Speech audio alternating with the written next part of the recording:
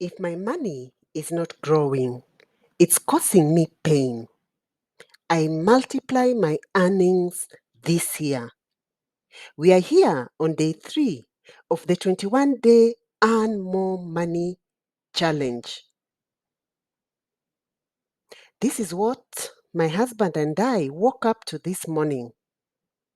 Our son, the 9-year-old, just remembers that today is swimming and the conversation goes on.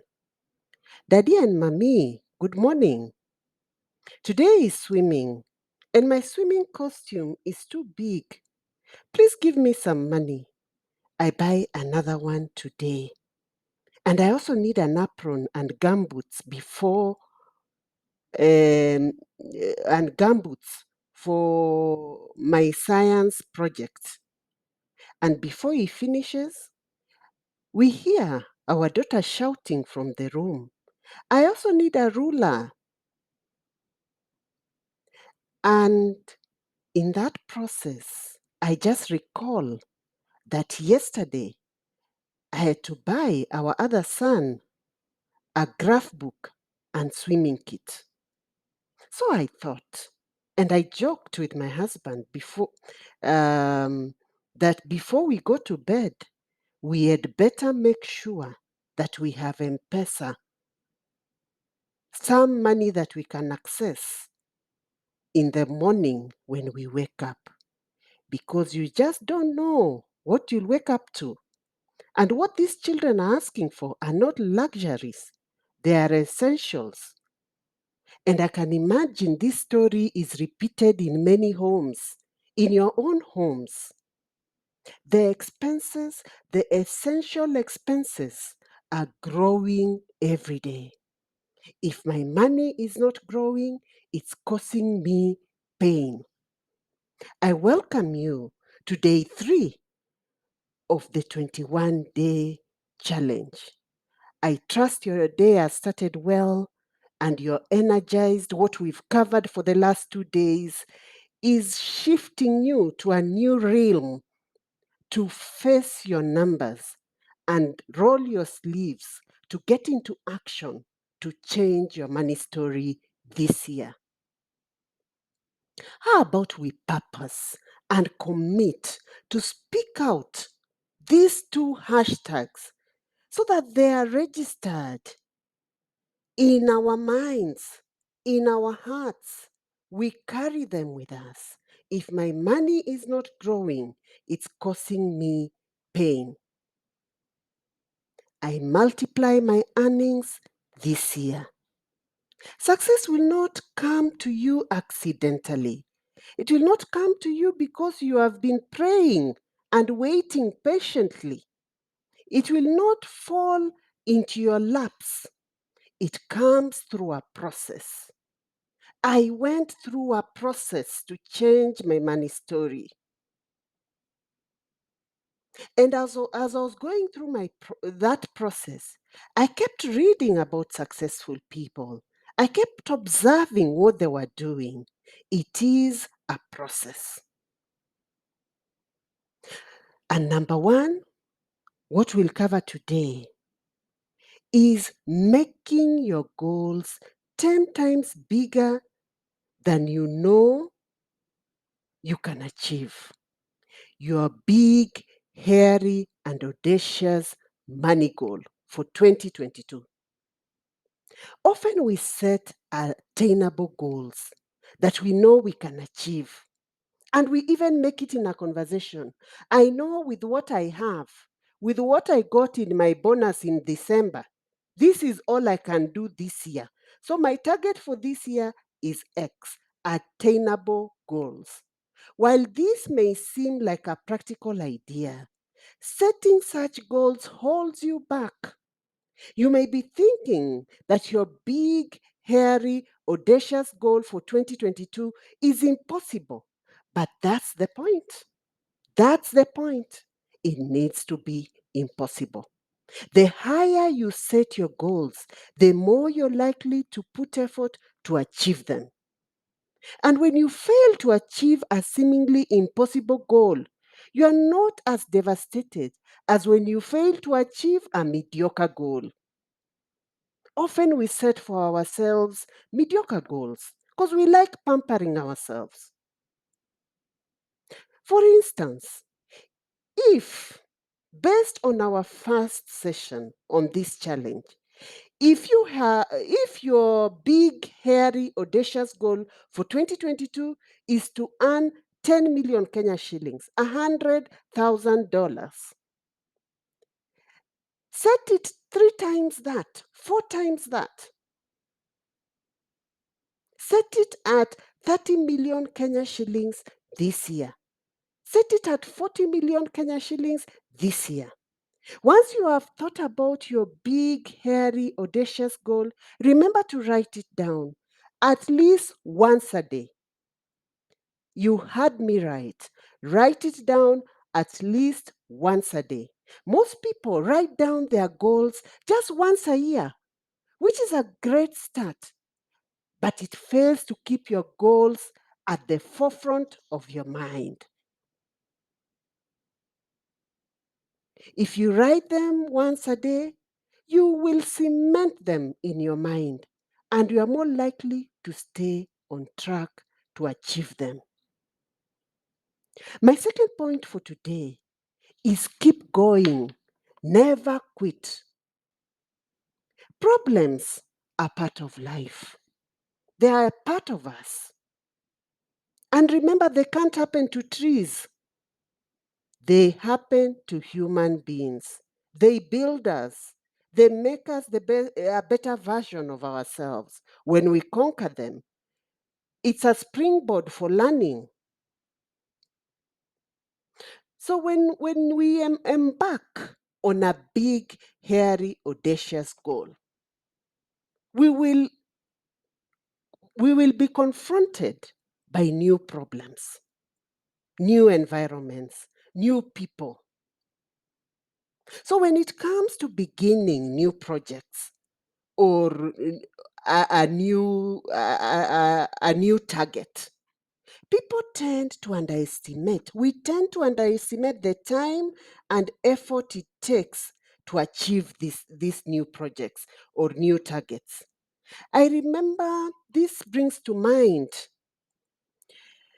a similar thing I went through when I was starting Profit Acumen. Many of the tasks I estimated would take this and this period took longer than I had estimated. A case in point was our own website. After getting close to the finish line, which took almost 3 months' work, the IT team we had contracted just noticed. This morning, they just noticed that the platform could not synchronize with the online payment platform we were going to use. And it was just a very simple phone call. And I was called. When I was called, I just didn't internalize immediately the implications. This actually meant redoing the full website on a new platform. This meant more time, it meant more money, it meant more emotional charge. You are literally not sleeping.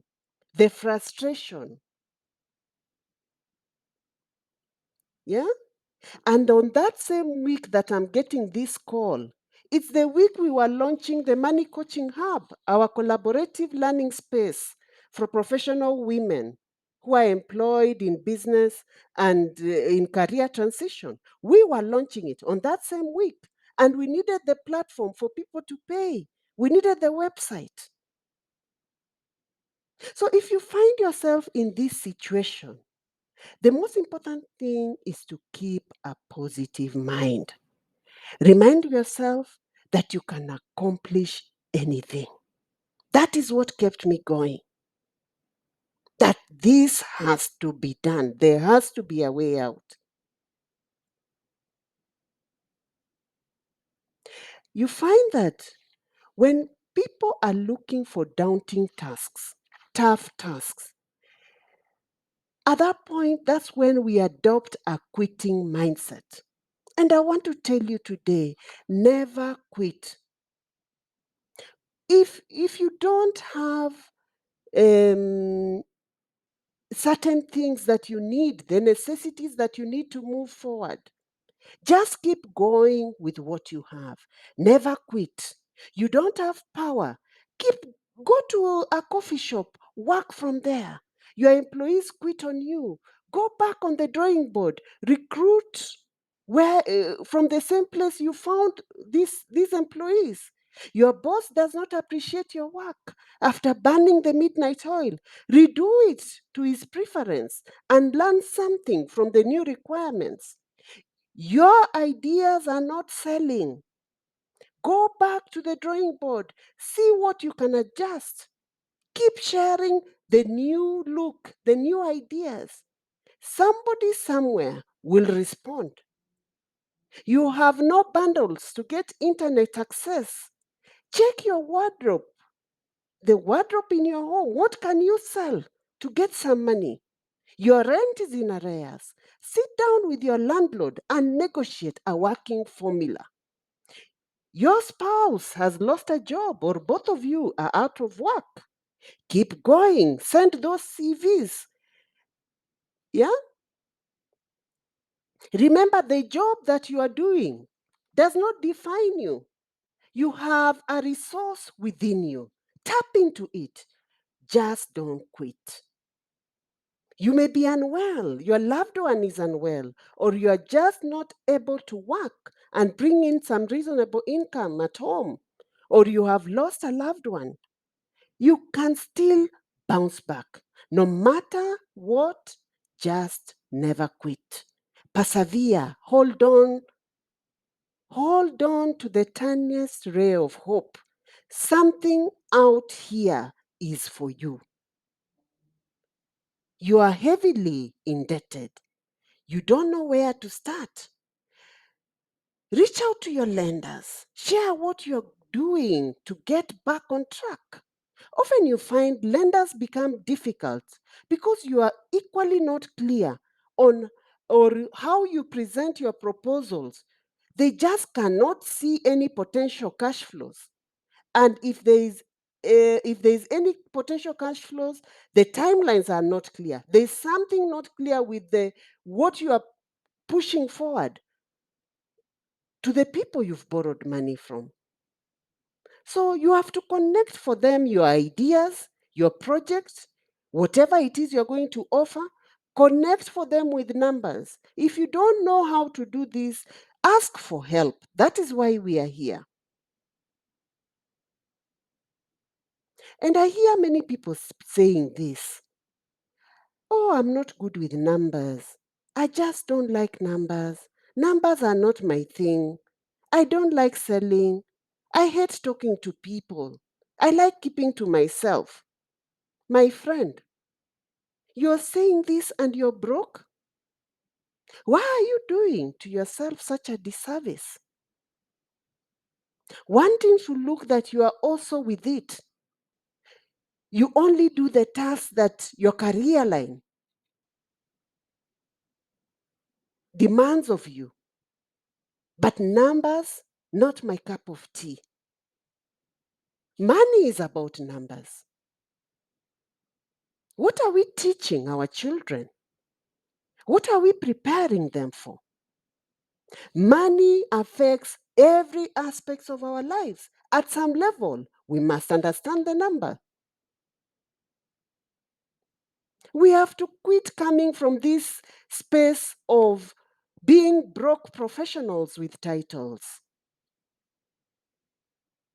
We have to quit this notion that we are teaching our children that money comes from mommy and daddy swiping the card. Let's go back to basics. I have made some of the things I'm talking about here. I've made these mistakes and I had to admit them as such and correct them. And it earned me a very fulfilling life without having to chase money. I don't chase money. I attract the money that lands in my hands.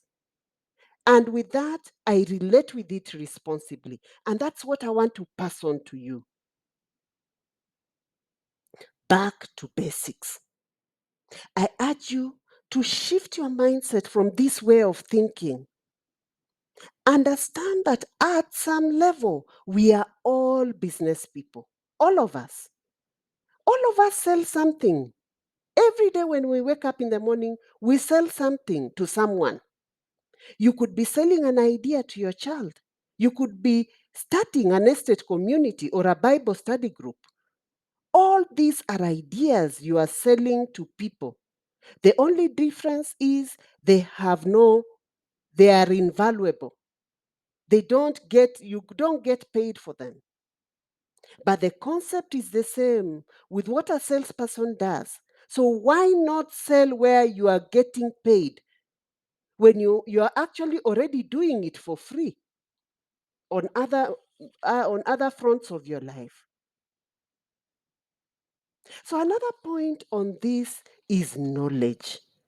Yeah. So up level your finance knowledge. Finance, money is a denominator almost everywhere. So we must understand it. It's the same way not all of us are doctors, but all of us a number of us, many of us understand what we need to take when we have a headache. We need to have some basic level of understanding. The thing is this: how do you expect to win with something that you don't know? Something that you don't understand?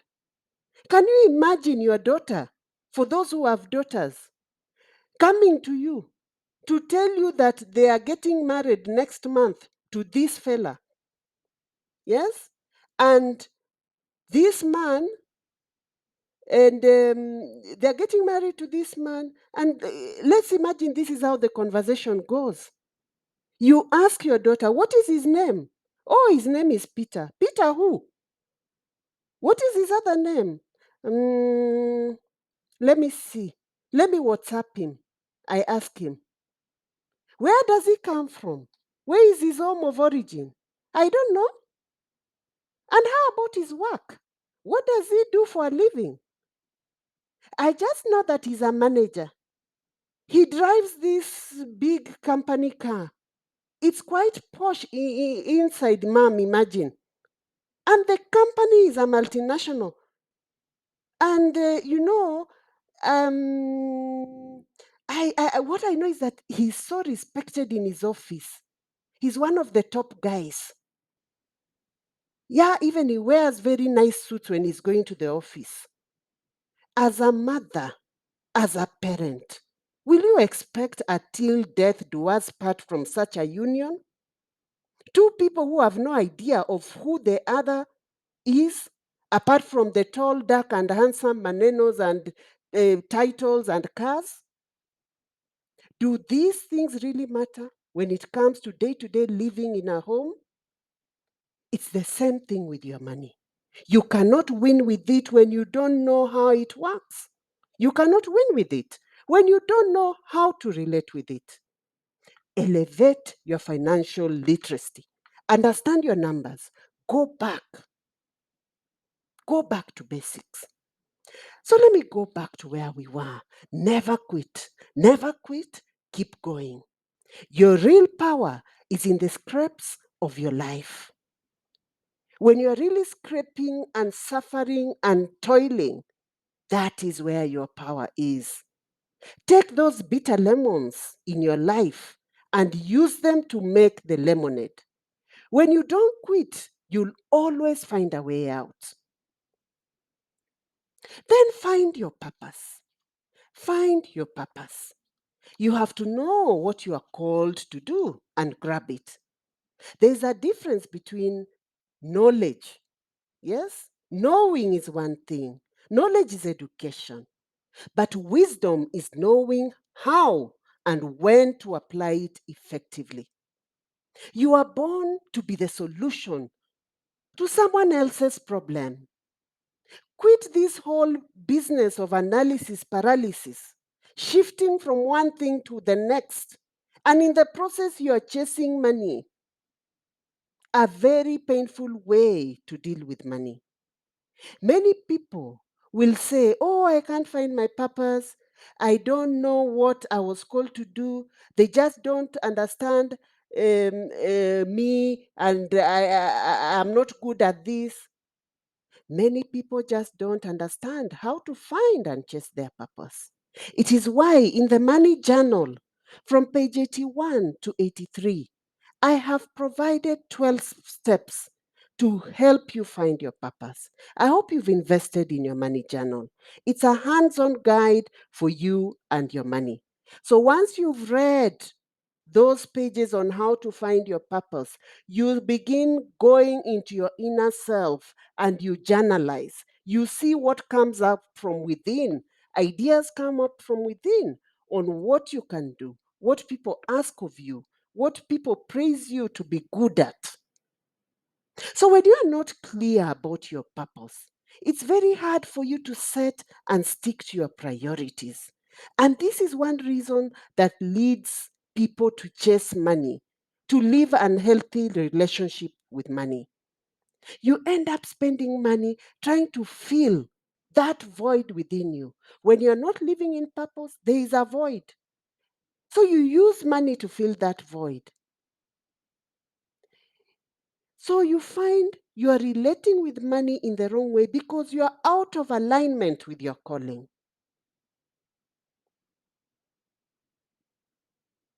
So once you found your purpose and you know that this is what I'm meant to do, quit focusing on your skills and, and your responsibilities and titles and all this. Focus on the pain point of your target client. Yeah? What kind of pain do I solve? That's what you should be asking yourself every day you wake up in the morning. What pain am I going to solve today?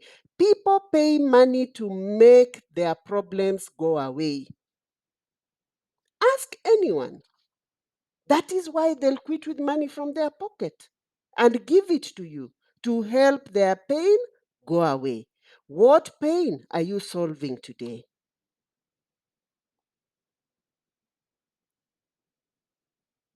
So no magical fairy is going to float by and sprinkle fairy dust on you to make your dreams come true. It's a process. So those noble goals, you have to see a problem in the world and give a solution. Give a good solution. And I want to end this episode for today with the story of the parable. It's a story that speaks to me a lot, and I share it often. The story of the man who departs and entrusts his possession to some servants to negotiate until he returns. So these three servants are entrusted with 5, 2, and 1 talent, respectively, each according to their ability. And that is what God has done. All of us have been entrusted with talents according to our ability. The first two are rewarded for their efforts. Both receive the same reward, not because of the great amount they have gained, but because of the solicitude of their will, your willingness to show up out there and give of what you have. So they are rewarded for it.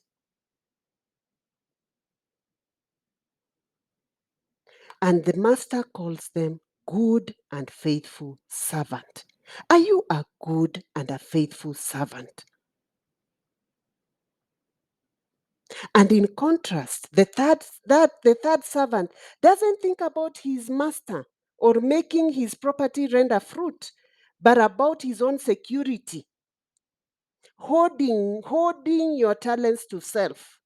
So he buries his talents to return it intact. The master harshly labels him a wicked and slothful servant. It is striking that the single talent is taken from him and given to the one who already has more, who already has 10. And we ask ourselves, why is it that those who have money are the same ones who keep getting rich? Here is the answer for you. Remember, the world pays you for giving value. So they keep getting rich because they are giving value continuously. So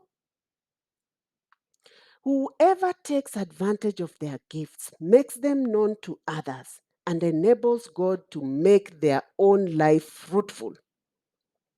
Give God something to bless. Give God something to bless. Don't just appear to look good and offer nothing.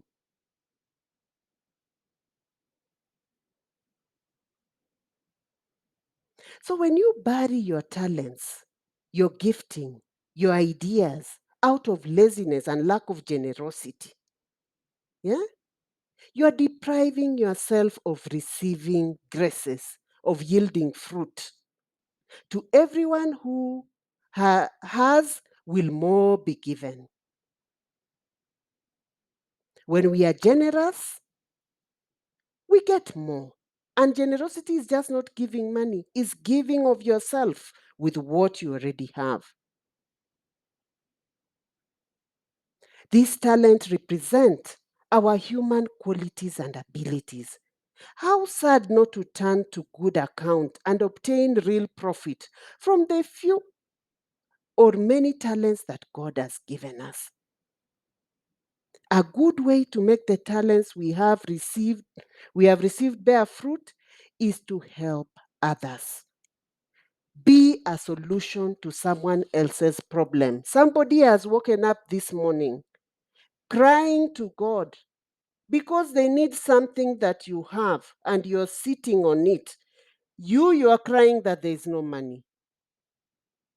You can only be paid by giving value. Give of yourself. Remember to share this with your friend, your sister, your brother, your colleague, your church community. Share it. Yeah, sharing is caring. Somebody else needs to earn more money. They need to hear this. It's a wrap with me, Edith Sidondo, your money coach.